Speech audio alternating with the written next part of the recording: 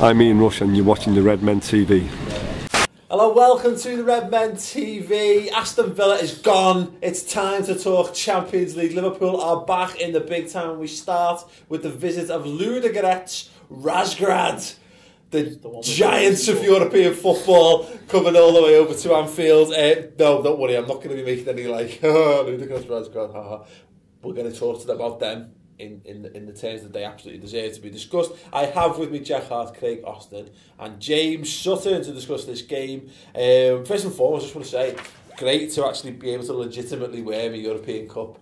Jumping my old biggest one from Love Follow Conquer, knowing full well that we're back in with a shout of winning one. Whether that's realistic or not is beyond. Throughout the course of the season, are you going to add the stamps to it? Yes. No. Not without probably infringing Love Follow Conquer's copyright in some way. It is very nice, isn't it? Yeah. I've not actually been asked to plug this. I'm genuinely chuffed. Anyway, Craig. Yes. The Champions League, it's finally back. Yes. Yes. It's been too long, mate, hasn't it? Absolutely ridiculous. I can't wrap my head around how excited I am. I mean, Chris and I did the draw live, and that was amazing. Just being able to look at these other teams and think about watching football on a Tuesday and a Wednesday. I can't wait to see the Champions League banner in the middle of the pitch. That's all I can't wait for. Instead of that shit yellow fucking Europa League ball we had to look at for some Yeah, or even worse, like the second round of the League Cup. You know what I mean? That kind of stuff. No, I mean, Ozzy, I can say it's phenomenal just to be back in this position, and it shouldn't be underestimated just how important the Champions League and big European nights are to Liverpool. It's what we've built a tradition and a history around. It's synonymous with people who have nothing to do with Liverpool, how big a Champions League night is, and of fucking seriously big names, ex-pros who talk about that they felt fucking intimidated by nights at Anfield. So without being too disrespectful to Ludogorets, they're never going to have witnessed or experienced anything what they're going on Tuesday night. So yeah, fair play to them, but hopefully we fucking batter them and make a statement that we are back. Yeah. It's I mean, James, what it represents first and foremost on purely football terms though is a very quick chance for Liverpool to bounce back from the weekend's disappointments. Yeah, hugely. We're playing someone that, I mean, I don't think anyone really knows anything about them. I mean, I know you guys have done. We know some stuff about them. Stay tuned. I know you've had to do. You've done a little bit of research for the show. Had to, because genuinely had no idea. Yeah, nobody knows who the fuck they are. But yeah, exactly. We can make a real statement of intent. We can really show people that we're back, and it's just so fucking exciting. It really is. That's been my biggest over the past 5 years or however long it's been since we've been. Well, we've had some dark days. That's been my biggest disappointment has been not having Champions League football.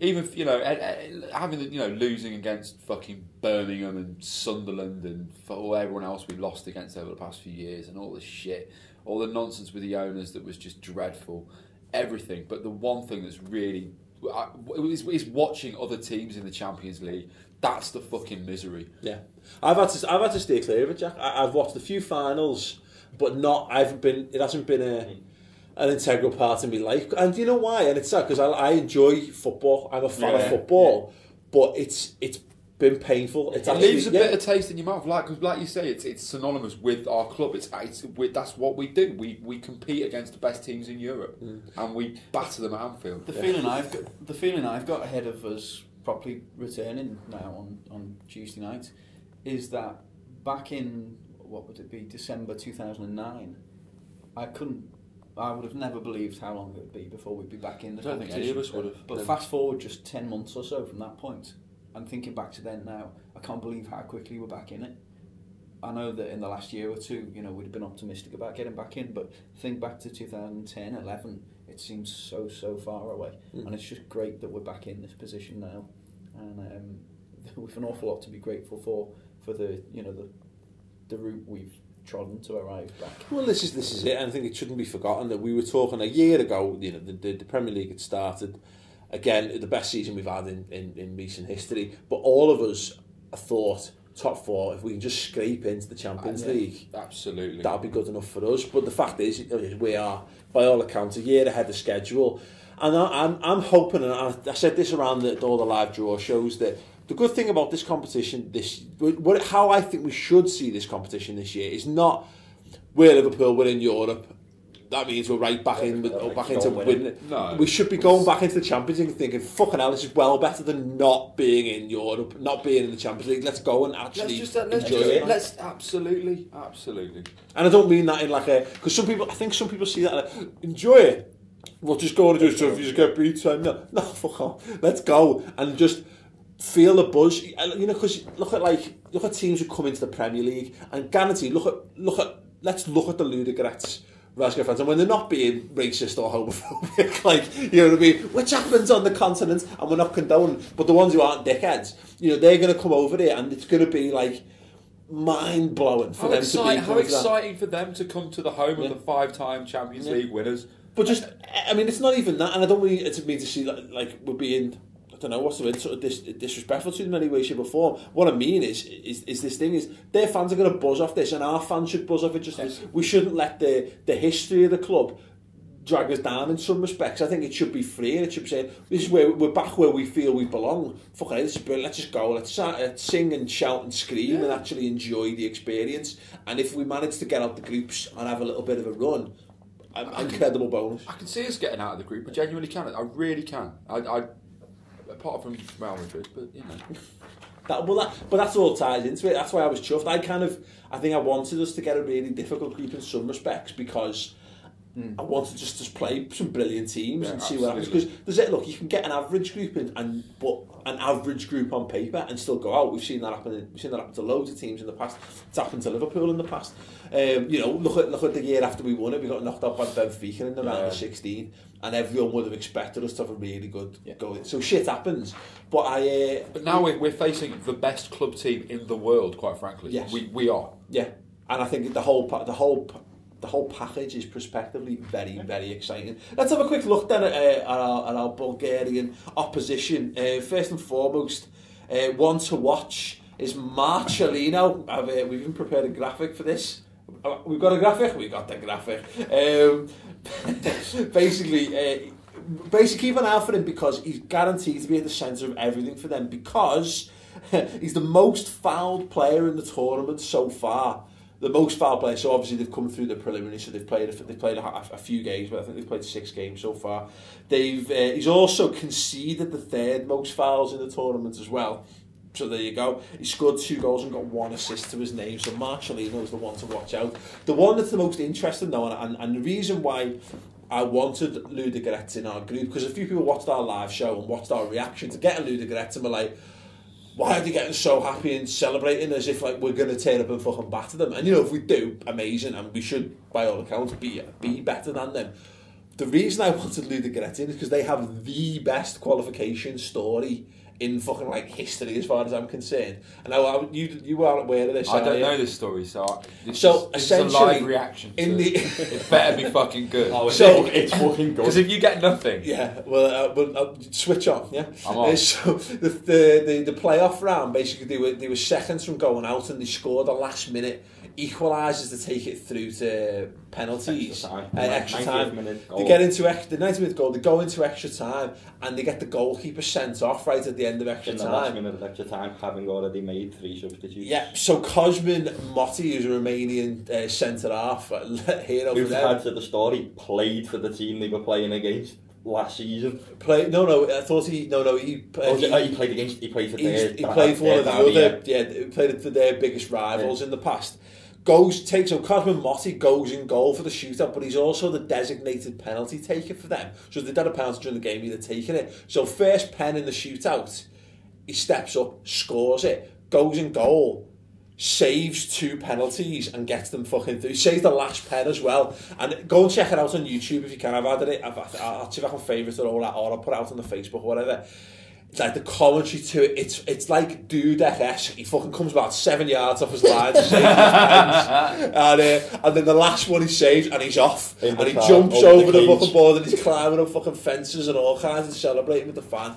Mental. Absolutely the fucking best. And that's why I wanted it, because they've got like this. Look, they're not going to be playing in Razgrad because the stadium's too small. They're going to be playing in Sofia. But I just like the idea of this like amazing, incredible little fucking fan base that are going to have this cauldron atmosphere in the grounds and going to be well up for it. It's usually 6,000, isn't it, at their ground? It's normally 8,000, but if they wanted to have it all seated, which they need it to be for UEFA regulations, they can only have 6,000 seats in there. What a step up for them. Big time, yeah. Let's hope for them it's kind of like when Arsenal had to play at Wembley for those games, though, to be fair. But interesting quote from Moti. He says, we play our football, good, nice football, and after that we'll see what happens. I'm sure that not many people expect us to qualify for the Champions League, and I'm sure they will not expect us to go through the group, but we know that we can make things possible. We are happy to be playing the teams we are facing, and then get on this. Everything is possible. I feel like I need to stand up and have a Bulgarian flag going behind me. You can put some music over this, can't you, afterwards? Everything is possible. It will be very hard, but everything is possible. Everything in football is possible. We will face big teams. We have our chance, and make no mistake, we will play good football. The champion. just amazing. You know what? I fucking love that. I love that for all the razzmatazz of the Champions League, and you fuck off with your Galacticos and your fucking millions of pounds and your fucking ridiculous kit deals and all that kind of stuff. Which probably actually is a lot about Liverpool recently. But I like the idea that you've got these teams in there that go and. I love that because that's what, when Liverpool won it in 2005, we were nowhere near the best team in that competition by a country mile. I love the idea of this like underdog spirit and the way they're just going, come on then. Come on. I'll give you the fucking bloody nose. See if you can handle it. If you're an haemophiliac, you're fucked. You know what I mean? It's like a little bit of medical humour for you there. Yeah, so it's interesting. Well, they've scored 8 in 6 games so far as well. So expect them to not be any pushovers. Question, Jack: how would you expect Liverpool to approach this game? Obviously, we discussed Villa in depth on the final words on the redmentv.com. But do you think we'll make mass changes to the starting 11? Where are the substitutes? Do you think indicative of who will play this game? I think that. It'll be a big test of Rodgers, I think, this first game, because not many of his team have played in this competition before, or at least not much. He's not been involved at this level before, so, and I don't mean this with any specifics to the opposition, but I just mean regardless of the opposition, it's a very different thing that we're going into. I think we will probably see a bit more of a cautious approach than we used to. I don't think with all those changes, with probably the pressure of the fact that lots will expect us to beat this team, I think he's going to have to be a bit more cautious than we've seen. I don't think we're going to see anything like what we saw through spring and early summer last year. So I think it'll be a very different Liverpool, but I've got the confidence we can get the job done against them. I was talking like players and formation, but that's fine. That's all. That was all delightful. No, I think Ozzy, we were talking about in the build-up to the Villa game. We were in the pub and we were saying Raheem Sterling not starting basically says Brendan Rodgers guaranteed. Yeah, exactly. He's going to go out there. He's set a stall and gone. I think we're good. I think we've got the players to beat Villa. Didn't work out. But we have to go and beat Ludogorets at home. You can't not get 3 points. If you have any hope of having a relatively comfortable progression through the group stage, you can't afford to drop those points. This game and the battle game, the huge for us. We're going into a double-header with Real Madrid. We need points on the board, and it's a perfect start. Which should be a perfect start to the say against Ludogorets. It's a whole the big night. It's built for us to just go and make a statement, set our stall out, and get the 3 points on the board. In terms of team and formation, I want to see us go back to the diamond. Yeah. But for us to do that, Lambert's got to start. Yeah. And I'm not sure whether that'll be the way we go about it. It's personally what I want to see. Who do you drop? I think Markovic has got to come out the side. And for me, I'd start the line and say Coutinho out the side. Mm-hmm. Yeah, I doubt this is... Yeah. Looking at it, I mean, if Skrtel's still injured, I suppose you'd stick with the back four. Regardless of whether he's injured or not, I want to see that back four carry on now, because it's been given the chance to fucking, as a centre-back partnership, So I want to see that carry on for at least a few more weeks. There's But no looking at point the panicking if we've seen a few mistakes over the early weeks. There's no point panicking about the individuals because we've seen mistakes previously anyway. So let's just see if we can iron You've them out got and you've get a got unit you've got playing to together. got to stick with a pairing at the back. You have to. Yeah. It's the only you don't chop and change. You get two people and you just go right. That's it. Even if you fuck up, you're staying together because you've got to have that core set up. Yeah, no, I agree with that. In the midfield, then, if we're talking about the diamond, then I've worked this out. That's roughly the thing. diamond. That's how you signify the diamond. It's not flipping the triangle. You've got to have your diamond. It's good that. Is it like a Vulcan death grip? Yeah, basically, like it's gonna make me Kev Nolan-esque celebration. Like, so you're talking Gerrard's going to sit at the base. Henderson, Lallana. So you think Henderson, Lallana, With Sterling at the tip. that's exciting, and I genuinely think that's where we've signed Lallana for. I think we have. But equally, is there a case to be made for Alan to come back into that time? Yeah. He's just in my line. There's one of the things I picked on last night is it's almost the one thing we realised about Henderson when he got sent off and he missed those games. You don't realise what he brings until he's not there. Yeah. And that's what I noticed about Alan yesterday. I didn't realise what he brought to the first few games until he wasn't there yesterday. And if he's fit, then there is a massive case for him to come back in. Yeah, I think what Brendan Rodgers said about Aston Villa is we never really got going, and the key thing to his side is that we caught the blocks fast and hard, and we look to blitz teams off the park as quickly as possible. And I think that's what we should do. It should be blitzkrieg, shock and awe. We blow teams away in the first 30 minutes. That's the way it has to be. That's the way it was for most of last season. And if we don't, and a team does get a goal against us, like Villa did, I worry once we go behind. I do worry whether we've got enough. Certainly away from home. Yeah, granted, this is at home, but yeah, you're absolutely right. We go at them from the first minute, and it's just 30 minutes, 40 minutes of just chaos, just unbridled. Everyone going through it. Bring the fucking madness. Yeah. Like, I mean, I'm looking for. That's what I think. You're right. I think we've got to go and do that. Be interesting to know if you're watching at home. Is there anyone who wouldn't switch to the dime? Is there anyone who'd stick with the formation, or would you come with a whole new formation altogether? And the question, therefore, is: if you do go with the diamond, what's your personnel? Who starts up front alongside Balotelli? I know it's pretty much an obvious question, but are there any cases to be made for Brady? 2 Italians up top. Sterling, yeah, there could be a case that you keep Coutinho in the 10, or you bring Allen in, put Lallana as the 10, and push Sterling up front with Balotelli. I think I'd be happy with that. You do a job there. Yeah. I feel like Balotelli and Lambert is probably the only pairing that doesn't quite work. I just feel like there's not enough mobility in there. That's the one thing that Like things would get a bit static there. I'd be interested though if you made Balotelli's role a bit more direct though, that Lambert might, because he obviously likes to come deep. You can't. There's no great point putting Lambert in behind, but maybe we'll see that side of Balotelli. I don't know. I'm interested. I'm fascinated. I think Balotelli works better with a partner. Ricky Lambert walking out at Anfield for a Champions League game, playing for Liverpool. Yes. I mean, That's first start as well. I mean, if he starts, I mean, that's the end of the film that they're going to make about Ricky Lambert's life.